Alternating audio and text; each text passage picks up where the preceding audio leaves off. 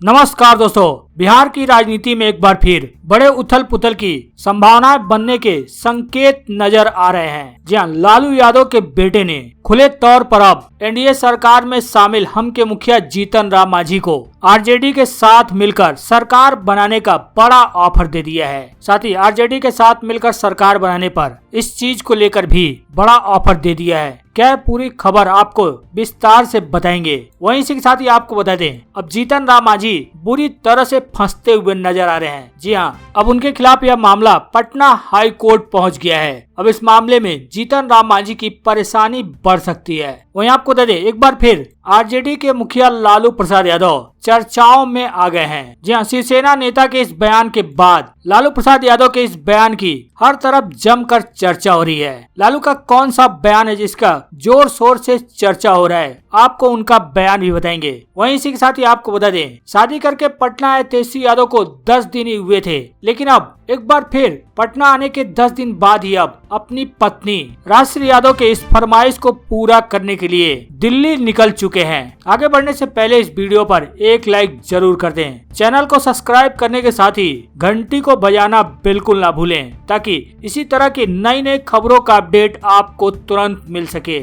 जी हां, बिहार एनडीए सरकार में शामिल हम के मुखिया एवं बिहार के पूर्व मुख्यमंत्री जीतन राम मांझी इस समय चर्चाओं में बने हुए हैं। लगातार एक के बाद एक विवादित बयान देकर अखबारों की सुर्खियों में बने हुए हैं। इन्हीं बयानों के कारण जीतन राम मांझी और एनडीए के बीच खटपट की आहट आने लगी है। लगातार भारतीय जनता पार्टी और जेडीयू के नेता जीतन राम मांझी के खिलाफ ऐसे ऐसे बयान दे रहे हैं कि लगातार सुर्खियां बनी हुई है। पिछले दिनों ब्राह्मणों को गाली देकर पूर्व सीएम जीतन राम मांझी ने आफत को न्योता दे दिया था। अब उनके खिलाफ यह मामला हाई कोर्ट तक पहुंच गया है। बता दें, लगातार जीतन राम मांझी एक के बाद एक बयान देते जा रहे हैं। ब्राह्मणों पर दिए गए अपने विवादित बयान को लेकर घिरने के बाद उन पर कई केस दर्ज हो चुके हैं। हालांकि जीतन राम मांझी ने इस मामले पर माफी भी मांगी, लेकिन विवाद थमने का नाम नहीं ले रहा है। अब मांझी के विवादित बयान का मामला अब इतना गर्मा गया कि यह मामला पटना हाई कोर्ट तक पहुंच गया। जी हां, सामाजिक कार्यकर्ता शहजादा कमर खान ने पटना हाई कोर्ट में एक याचिका दायर की है।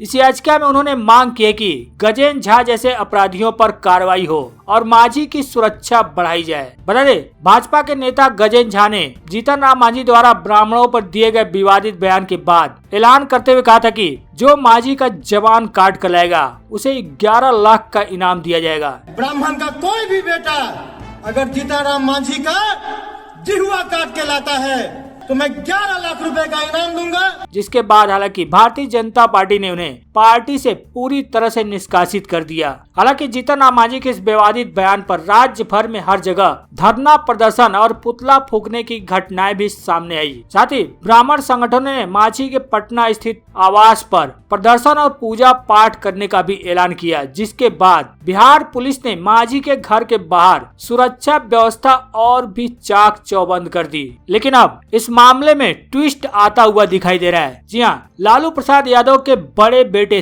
तेज प्रताप यादव ने जीतन राम मांझी को खुले तौर पर ऑफर दे दिया है। ऑफर देते हुए बोला कि तेजस्वी के साथ मिलकर सरकार बनाइए, क्योंकि जेडीयू और भारतीय जनता पार्टी में सब कुछ ठीक नहीं है। जी हां, लालू प्रसाद यादव के बड़े बेटे तेज प्रताप यादव ने लगातार मांझी के इस बयान से उनके सुर्खियों में बने रहने के बाद एनडीए में खटपट होने की आहट को देखते हुए उन्होंने मांझी को एनडीए छोड़कर तेजस्वी यादव का समर्थन करने का खुला ऑफर दे दिया है। तेज प्रताप यादव ने हिंदुस्तानी आवाम मोर्चा के अध्यक्ष मांझी को सलाह देते हुए कहा कि जेडीयू और भारतीय जनता पार्टी में बन नहीं रही है, पहले वाली बात नहीं रह गई है, डबल इंजन धीरे धीरे खत्म हो जाएगा। मांझी को लेकर तेज प्रताप यादव का कहना है कि मांझी से बातचीत तो होती रहती है। तेज प्रताप यादव का कहना है कि उनको इस तरह के बयानों से बचना चाहिए। इसके साथ ही तेज प्रताप यादव ने कहा कि मैं उन्हें खुला तौर पर ऑफर देता हूं, हमारी तरफ से वे हमारे साथ मिलकर सरकार बनाएं, यानी तेजस्वी के साथ मिलकर सरकार बनाएं। हालांकि इस दौरान मुख्यमंत्री नीतीश कुमार की समाज सुधार यात्रा पर भी उन्होंने सवाल खड़े किए। उन्होंने कहा कि ऐसी यात्राओं का कोई फायदा नहीं है, उनका कहना है कि बिहार में शराब बिक रही है। तेज प्रताप ने आरोप लगाते हुए कहा कि थानेदार शराब बिकवा रहे हैं, अधिकारी लोग शराब का सेवन कर रहे हैं। इस यात्रा से गरीब जनता का नुकसान हो रहा है। राज्य में शिक्षा और स्वास्थ्य का भी बुरा हाल है। हालांकि तेज प्रताप यादव ने जो आरोप लगाए हैं वो कहीं न कहीं जमीन पर सही होते हुए दिखाई दे रहे हैं। जी हाँ, बिहार पुलिस का कांस्टेबल शराब तस्करी करते हुए गिरफ्तार किया गया है। शराब तस्करी के मामले में बिहार के 5 पुलिस कर्मी सस्पेंड भी किए जा चुके हैं। जहां पुलिस चौकी से करीब 55 लीटर शराब जब्त की गई। यह तब हुआ जब मुख्यमंत्री नीतीश कुमार खुद ही लोगों को जागरूक करने के लिए समाज सुधार अभियान पर निकले हुए हैं। 55 लीटर अंग्रेजी शराब बरामद होने के बाद सीनियर पुलिस अधिकारियों की टीम ने सिपाही जितेंद्र सिंह को गिरफ्तार कर लिया और साथ ही 5 पुलिस वालों को सस्पेंड किया गया। बहरहाल एक बार फिर लालू प्रसाद यादव चर्चाओं में बने हुए हैं। जी हाँ, महाराष्ट्र के मंत्री और शिवसेना के वरिष्ठ नेता गुलाबराव पाटिल के अपने विधानसभा क्षेत्र जलगांव जिले की सड़कों की तुलना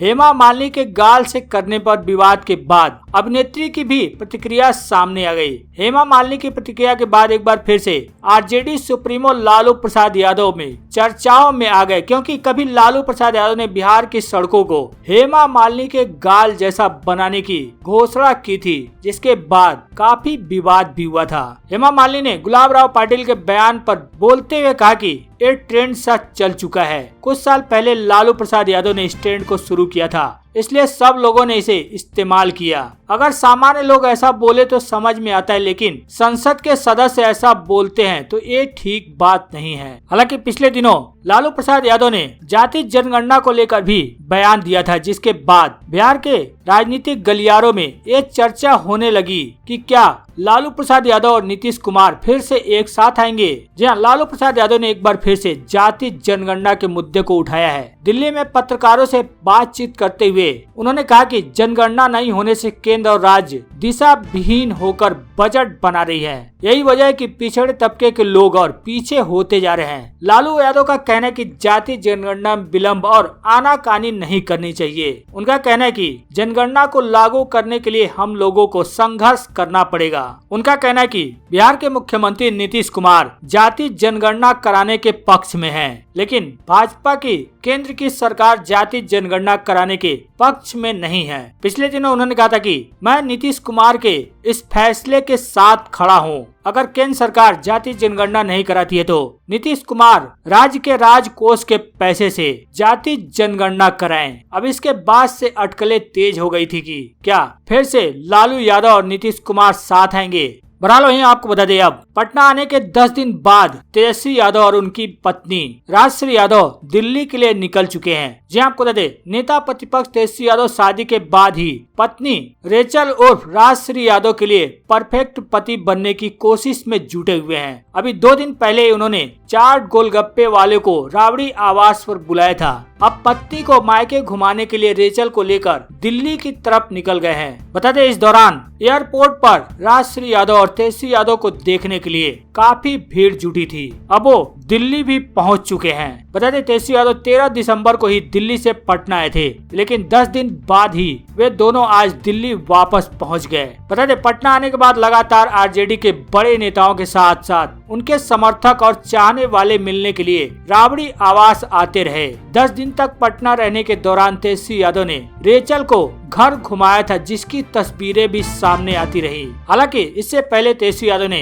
नीतीश कुमार के यात्रा पर भी हमला बोला था, साथ ही जीतन राम मांझी को लेकर भी हमला बोला था। जी हाँ, तेजस्वी यादव ने नीतीश कुमार की यात्रा सामाजिक सुधार अभियान की आलोचना की। तेजस्वी ने कहा कि बिहार को समाज सुधार से ज्यादा व्यवस्था में सुधार की जरूरत है। मुख्यमंत्री को इसी मुद्दे पर अपनी यात्रा को फोकस रखना चाहिए था। तेजस्वी का कहना है कि व्यवस्था दुरुस्त होने से अधिकांश सामाजिक समस्याएं अपने आप दूर हो जाएंगी। मीडिया से बातचीत करते हुए उन्होंने आरोप लगाया कि प्रदेश में प्रशासनिक अराजकता और सरकार का सिस्टम पूरी तरह ध्वस्त हो चुका है। साथ ही बिहार के पूर्व मुख्यमंत्री जीतन राम मांझी पर भी उन्होंने बड़ा बयान दिया। जीतन राम मांझी के बयानों को लेकर उन्होंने कहा कि मुख्यमंत्री जी के घटक दल के ही तो हैं जीतन राम मांझी, वे क्या कहते हैं शराबबंदी पर। पहले अपने सहयोगियों को तो समझाइए, बाद में समाज सुधार लीजिएगा।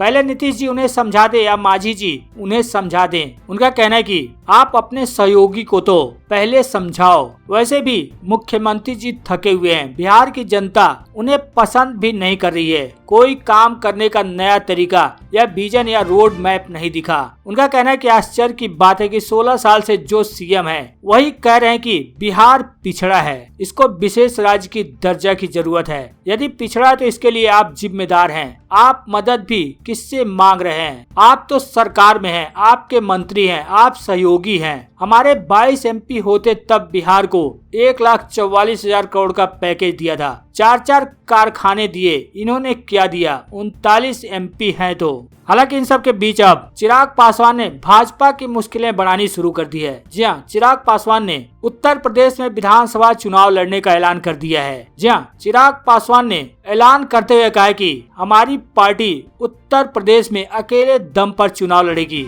चिराग पासवान ने कहा कि हम उत्तर प्रदेश विधानसभा चुनाव में किसी भी दल से कोई गठबंधन नहीं करेंगे। बता दें, लोक जनशक्ति पार्टी की ओर से इस बारे में ट्वीट करते हुए जानकारी दी गई है कि कल उत्तर प्रदेश चुनाव को लेकर हुई बैठक में लोजपा उत्तर प्रदेश अध्यक्ष, कार्यकारिणी सदस्य, जिला अध्यक्ष व कार्यकर्ता साथियों ने अपने अपने सुझाव रखे। इन सुझावों के मद्देनजर लोजपा केंद्रीय नेतृत्व में आगामी उत्तर प्रदेश चुनाव में अकेले दम पर लड़ने का फैसला किया है। बता दें, जनवरी-फरवरी 2022 के अंत तक उत्तर प्रदेश का विधानसभा चुनाव संपन्न होने की उम्मीद जताई जा रही है, क्योंकि मार्च के अंत तक उत्तर प्रदेश सहित 5 राज्यों का कार्यकाल समाप्त हो रहा है।